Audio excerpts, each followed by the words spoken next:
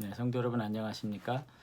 1월 12일 새벽 기도를 시작하겠습니다. 다 같이 사도신경으로 신앙 고백 드리겠습니다.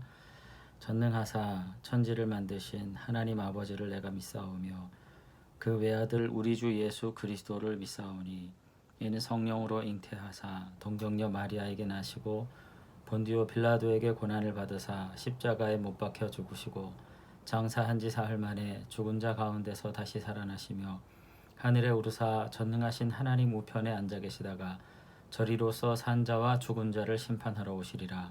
성령을 믿사오며 거룩한 공회와 성도가 서로 교통하는 것과 죄를 사하여 주시는 것과 몸이 다시 사는 것과 영원히 사는 것을 믿사옵나이다. 아멘. 네, 오늘 우리가 함께 나눌 성경 말씀은 요한일서 3장 4절에서 9절까지 말씀입니다. 요한일서 3장 4절에서 9절까지 말씀 제가 봉독해 드리겠습니다.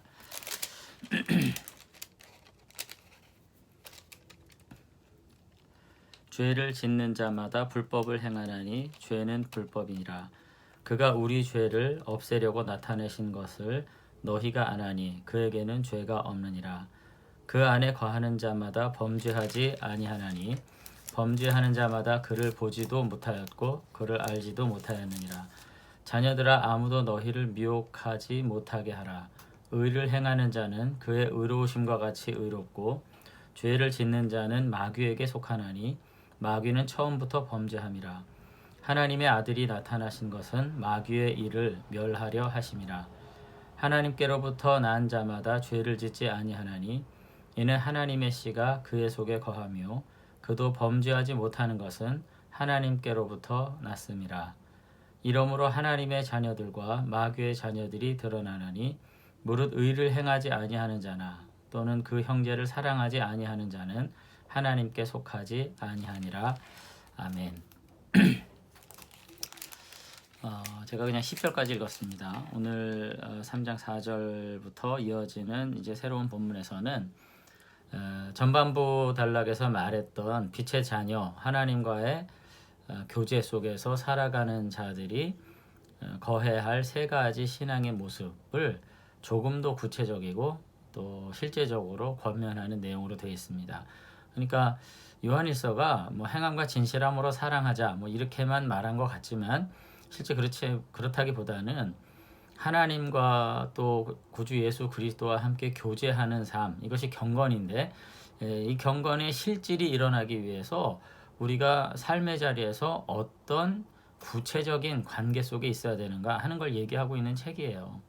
그래서 구체적으로 신자는 죄를 떨쳐버려야 되고 지속적으로 말씀에 순종해야 되고 세속에 물들지 않아야 하고 날마다 믿음을 지켜야 된다. 이런 얘기를 이제 서론에 했는데 오늘 읽은 이제 3장 4절에서는 이제 새롭게 이 네 가지를 다시 언급하면서 대주제를 하나님의 자녀다운 삶이 무엇이냐라는 질문에 똑같이 이 네 가지를 이제 대답을 하는 거죠. 그래서 오늘도 그 하나님의 자녀답게 살아가는 자들이 가져야 될 첫 번째 모습이에요. 그것은 뭐냐면 죄를 떨쳐버리라. 죄를 떨쳐버리는 삶을 하나님의 자녀다운 삶의 첫 번째 단계로 지금 요한은 우리들에게 이야기를 하고 있습니다. 4절에 보면은 이렇게 되어 있어요. 죄를 짓는 자마다 불법을 행하나니 죄는 불법이라. 이렇게 되어 있죠. 그 말이 그 말 같은데 지금 이거 무슨 말이냐면 죄를 짓는 자, 그 다음에 불법, 이 두 가지 문장을 잘 이해를 하셔야 돼요. 죄를 짓는 자는 뭐 우리가 잘 알고 있는 내용이죠. 죄를 범하는 자의 행위를 말하는 거예요. 죄를 범하는 자의 행위는 불법이다. 이게 뭐예요? 불법. 너무 요약해서 지금 한글 성경에서 번역을 해서 그런데 법을 깨뜨리는 고의적인 행동, 그걸 불법이라고 지금 번역을 했어요. 그러니까 모든 죄인들이 불의를 행하는 그 모습들은 법을 깨뜨리는 의지적이고 고의적인 행동이다. 이렇게 얘기하는 겁니다. 그러니까 우리가 죄를 질 때 모르고 졌어요. 이렇게 말할 수 없다는 거예요. 우리가 어떤 윤리적이고 의도적인 죄를 질 때는 그것이 죄인 줄 알면서도 나의 어떤 유익을 위해서 불법을 저지르는 거죠. 그러니까 지금 요한이 말할 때 모든 범죄자들의 행위는 그거 그냥 넘어갈 수 있는 문제가 아니고 고의적이고 의지적으로 법을 깨는 행위를 한 것이라는 겁니다. 이 모든 죄는, 그러니까 불법을 행하는 일들은 자기 확신을 동반한 행동이기 때문에 거기에 마땅한 책임이 따르고, 이것은 단지 그 법에 대한 어떤 대가를 지불받아서 뭐 징역살이를 한다든지 이런 것에서 지나지 않는 것이 아니라 하나님의 기준에, 윤리적 기준에 도전하는 매우 중대한 악이기 때문에 결국은 이와 같은 자들은, 오늘 지금 본문에 보면은 9절이죠. 하나님께로 난 자마다 죄를 짓지 아니하나니, 이렇게 돼 있어요. 이는 하나님의 씨가 그 속에 거하며 그도 범죄하지 못하는 것은 하나님께로부터 났음이라, 이렇게 돼 있잖아요. 그리고 10절에 보면은 이러므로 하나님의 자녀들과 마귀들의 자녀들이 드러나나니 무릇 의를 행하지 아니하는 자나 또 그 형제를 사랑하지 아니하는 자는 하나님께 속하지 아니하니라, 이렇게 얘기했단 말이에요. 그러니까 범죄하는 자들은 그 범죄 행위만 문제가 아니라 그 마음과 내면 속에 이미 이 법을 고의적으로 깨뜨리려는 의지가 담겨 있는 사람이라는 것을 보여주는 행위고, 그와 같은 의지의 행위를 따라 사는 사람들은 결국 마귀에게 속한 자고 하나님의 자녀가 아니다. 지금 이런 얘기를 지금 하고 있는 것입니다. 그렇기 때문에 죄를 떨쳐버리라고 얘기를 하는 거예요. 그러면서 5절에 보면은 굉장히 중요한 얘기를 또 하죠. 예수님께서 왜 왔냐? 지금 이 얘기를 하시는 거예요. 5절에 보니까 그가 우리 죄를 없애려고 나타내신 것을 너희가 안 하니 그에게는 죄가 없느니라, 이렇게 지금 얘기해요. 거기 보면 우리의 죄를 없애려고 오셨다, 이렇게 말해요. 제가 왜 이 말씀을 조금 더 강조해서 읽냐면은, 우리는 예수님이 단순히 그 예수님의 십자가와 성육신을 우리 죄를 용서하시기 위해 오셨다, 이렇게 많이 얘기를 해요. 맞습니다.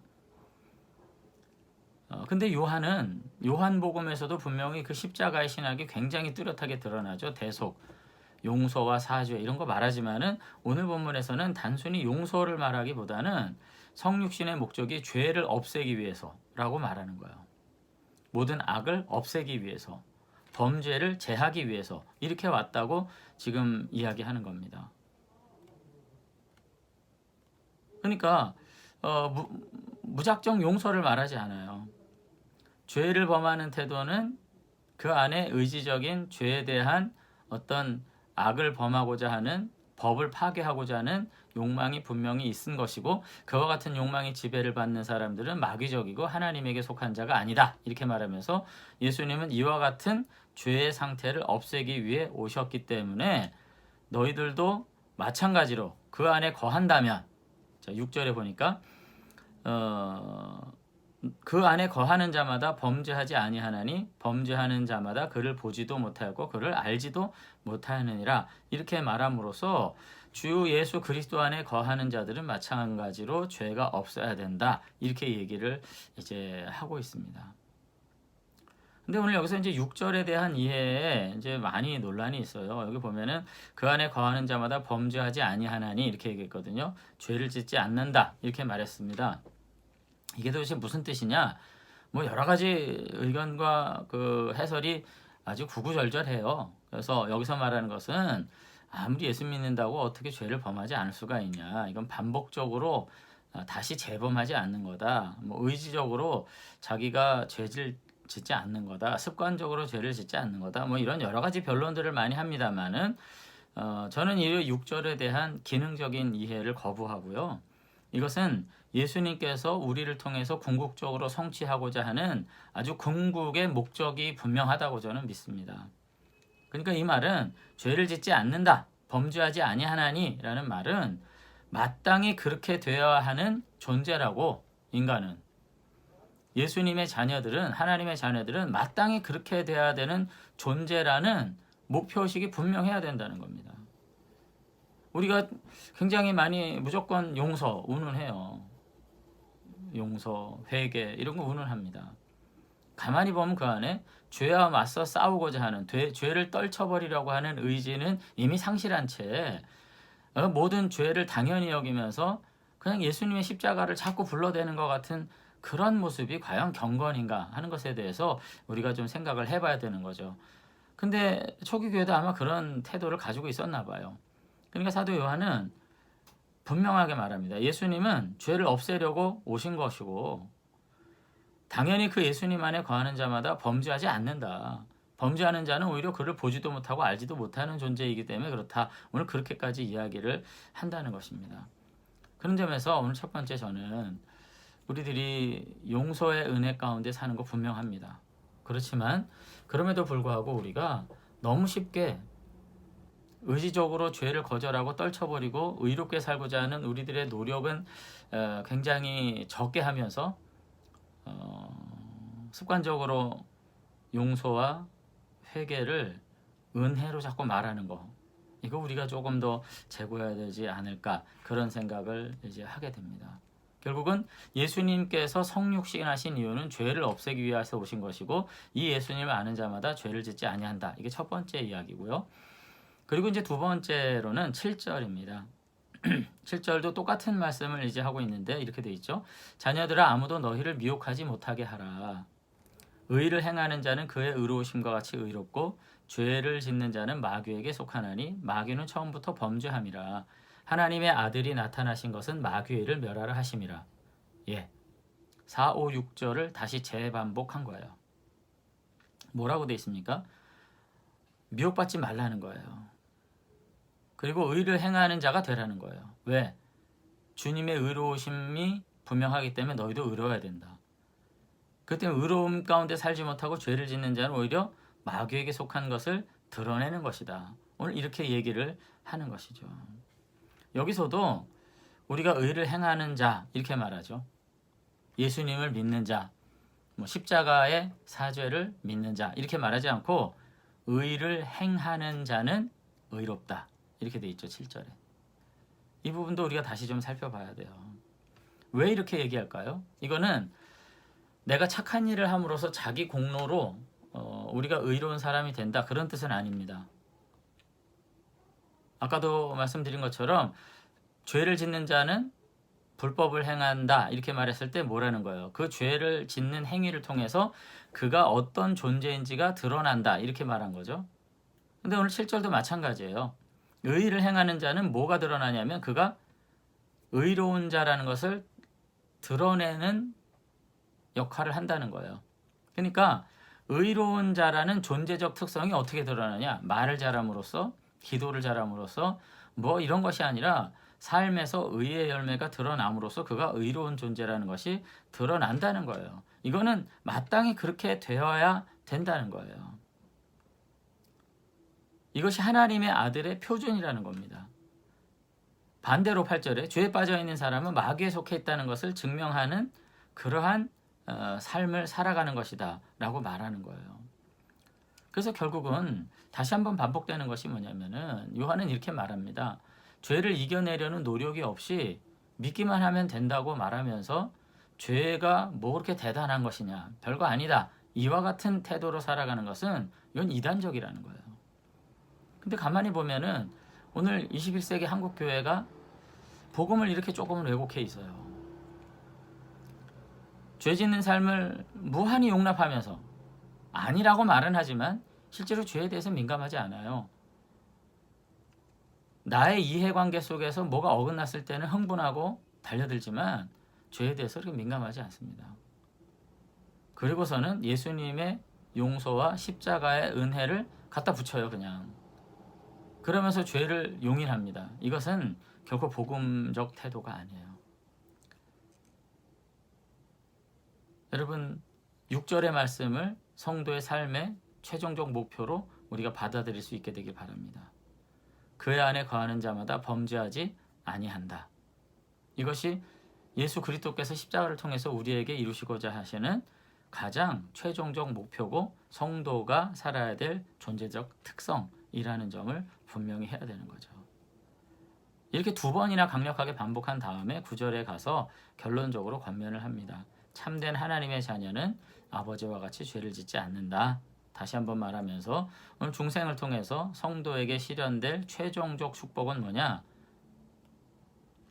그리스도의 본성이 그 안에 있어서 주님을 닮은 거룩함과 선함 가운데 살아가는 것이다. 오늘 그렇게 이야기를 하고 있다는 거죠.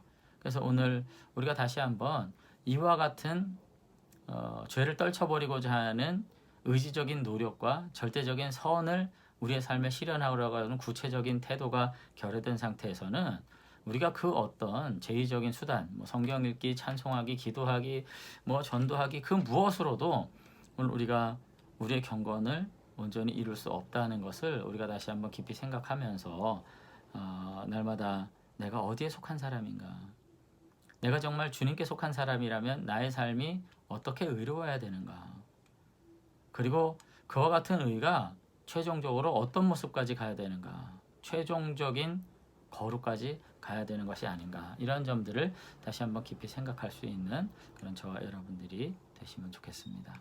한번 기도하겠습니다. 하나님 아버지, 오늘도 다시금 성도의 삶에 대해서 돌아봅니다.